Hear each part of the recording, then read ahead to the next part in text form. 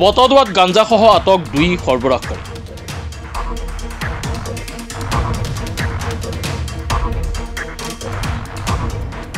এক গোপন খবৰৰ ভিত্তিত বটদোৱা আৰক্ষীয়ে জামতলৰ পৰা জব্দ কৰিছে গাঞ্জা।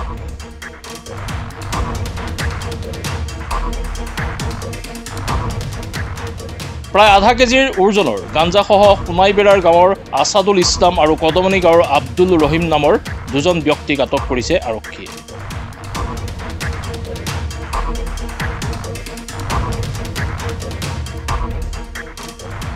বটদোৱা থানাৰ ভাৰপ্ৰাপ্ত বিষয়াৰ পৰিদৰ্শক বীৰেন কলিতাৰ নেতৃত্বত অভিযান চলাই কদমনিৰ পৰা সোণাৰবেৰালৈ যোৱাৰ পথতেই এখন মটৰচাইকেলৰ পৰা জব্দ কৰে ভাংখিনি।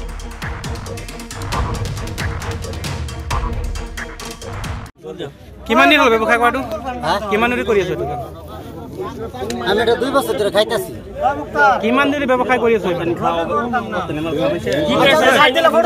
কিমান দিন হ'ল? কিমান দিনৰ পৰা কৰি আছো? হা? কিমান দিন হ'ল? 1 বছৰ। 1 বছৰলৈ কৰি আছো। ইয়াত কিমান টকা ভাঙাব? 1000 টাকা। 1000 টকা। 1 কেজি হ'ব নে ইয়াত?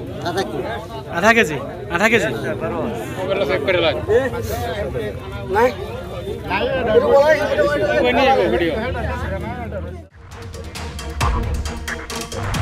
ইতিমধ্যে বটদোৱাৰ আৰক্ষীয়ে 2কে নগাঁও আদালতলৈ প্ৰেৰণ কৰিছে বুলি জানিব পৰা গৈছে।